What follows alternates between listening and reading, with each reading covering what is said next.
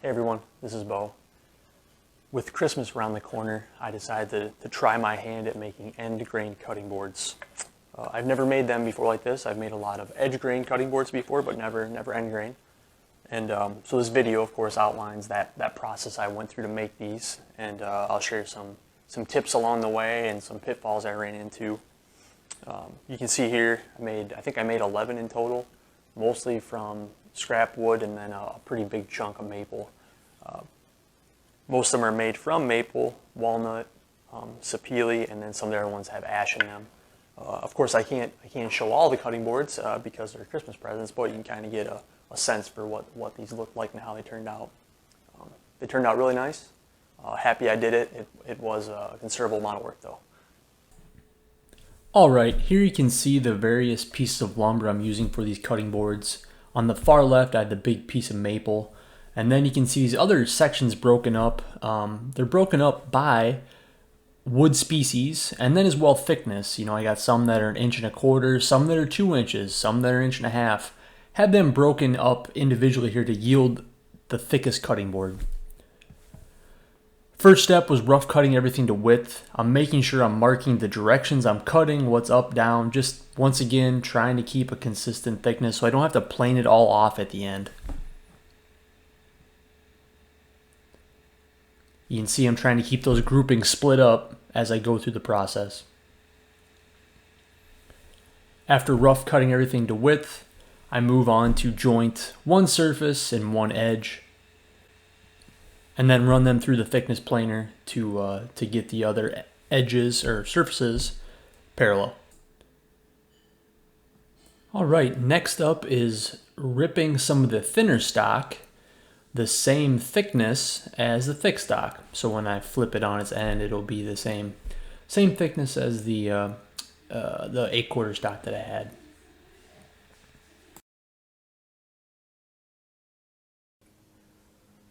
Hey everyone, take a quick break here from the action. I want to talk about something that was a little bit confusing for me at first. The operations of cutting the different strips and rotating it and how that affected the overall size of the cutting board. So I have a certain amount of material and I want to maximize the amount of cutting boards I get from it. So when you first rough cut all your material down to a certain length, you want to be in the ballpark of what your finished size should be so you're not wasting a bunch of wood. So what I pondered for a while and figured out is there is a way to calculate how long a board should be cut so that when it's glued up and laminated with a bunch of other boards, this will be the width of your cutting board.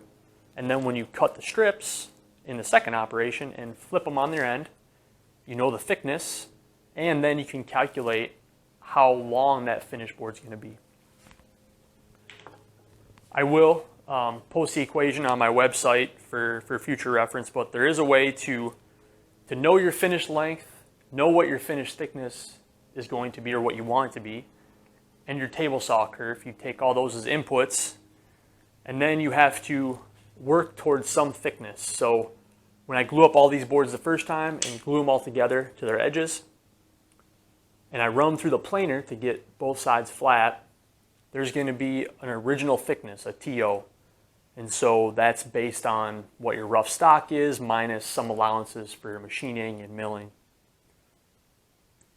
My stock is 1 3/4 inches right now. After I glue it up, it's probably going to be somewhere 1 5/8, 1.5, something like that. So based on the thickness coming out of the planer being 1.5 inches, I know exactly how long this board needs to start out as. So when I flip it on its end, it's going to be my 14-inch long desired board length. So that's where I'm at right now. I'm going to cut these boards to their, what I'll call their quote-unquote finish width before they glue up. Because as you can see, this original TO turns into the length of the board and it gets kind of confusing. So I'm going to cut these. I don't know if that made any sense at all, but yeah, here we go. I should mention that this kind of equation is really the minimum length. You can always make things longer and cut them to a shorter length later, right? Always cut long things shorter, I suppose. But here I am cutting everything to length on the miter saw using a stop block, and you can kind of see the boards accumulating there. And now comes the fun part, making these patterns with the various pieces of wood. Hopefully you can notice here some of the 4/4 walnut is flipped on its end, which is what I ripped previously on the table saw to make it match the thickness of the maple I had. I keep measuring to make sure it'll still fit through my planer. Moving on to the glue up, you can see I have a couple of 2x4s on both sides of the parallel clamps, and that's to keep these boards from sliding past each other. With all the surfaces and all the glue, it makes it really easy for all these to slide a 1/2 inch past each other, and then you end up with a cutting board that's much narrower than you originally expected. After it comes out of the clamps, I scrape the glue, and then I use a hand plane to flatten one surface of the cutting board. And I keep flipping it over on the workbench to make sure it's not rocking. After that, run it all through the thickness planer. That's why you kept it narrow enough to get it through there. And now I'm going to square up one edge of the cutting board. This will be the surface, or the edge, that rides up against my table saw fence when I go to cut the strips. And now I move on to cutting the strips that will end up being the laminations that go back to make the cutting board. The fence is set to my desired thickness of my cutting board, plus a little bit of tolerance here for machining and whatnot. After those strips are cut, I get them into place, and I flip every other one just to give it more of a different pattern. And I'm still using the 2x4s on both sides of the cutting board to keep everything aligned. Like I said before, with all the glue surfaces and clamping, these things slide like crazy. So this is something that I was doing to keep everything lined up, and it worked really well. After it comes out the clamps, it's time to flatten the cutting board. I originally tried doing this all with a belt sander with the first 2 or 3 cutting boards, and it was awful. It took forever and still wasn't flatted rock. So I put together this quick jig with 2x4s and some 1/2 inch plywood. It took me maybe an hour and a half to build. And then I used my router with a 3/4 straight bit in this instance, and I'm just using it to flatten the board. If it rocks at all, I use playing cards to shim up one corner, wedge it into place, and just go through and just flatten it out. And this saved a ton of sanding time. I knew when I got done sanding, it'd be flat. This is by far the best way to go when making end grain cutting boards, since you can't run them through the jointer or through the planer. Something I didn't mention at the very beginning before I started flattening these with the router is I would chamfer all the edges with a block plane, so I wouldn't have any excessive chip out. Alright, after you get done flattening with the router, I hit it with a block plane again to knock off any of the ridges that were between the passes of the router. It just, once again, kind of tries to reduce the amount of sanding time. On these first few cutting boards, I was trying to figure out which sander was the most efficient and quickest way to get down to a flat, smooth surface. So here, I originally am trying my Rotex. It's a RO90. It works pretty well. It is kind of a lot of work to keep it down and keep it in control, since it's such a powerful sander. But with only a 90 millimeter diameter, it really wasn't all that effective. So I found myself switching back to my 150 millimeter diameter random orbital sander, which has, of course, a much larger sanding area and made actually quicker work of sanding these cutting boards.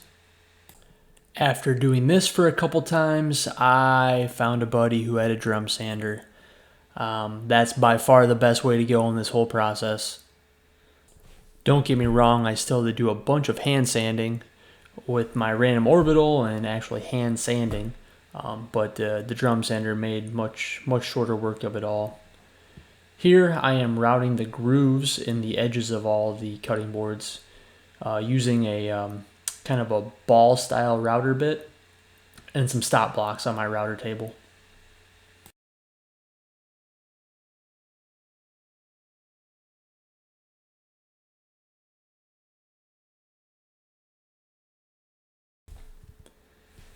And now for the best part of the whole process is actually applying the oil to these cutting boards.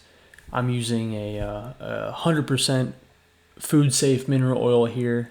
I ended up buying this little plastic tub because I knew this would make quite a mess. I bought it on Amazon for maybe 25 bucks or something like that, just to try to contain the oil mess. So all I'm doing is just dumping it on and applying it by hand, and then I would stand them up on end while they dried for a little bit as I did a couple more, and then I would move them to some painter's pyramids while that oil soaked in. In total, I would do 2 coats, do 1 coat, let it dry, then do the second coat in the same process, just dump it in and rub it in with my hand. And then after about a day, I came out and wiped up all the excess and then just let them sit around for another couple days. And it was interesting, on a very humid day, the oil would actually push back out of the board, and then when it got cool again, the oil would get reabsorbed back in to the end grain. And so now we'll watch the awkwardness of rubbing oil into an inanimate object.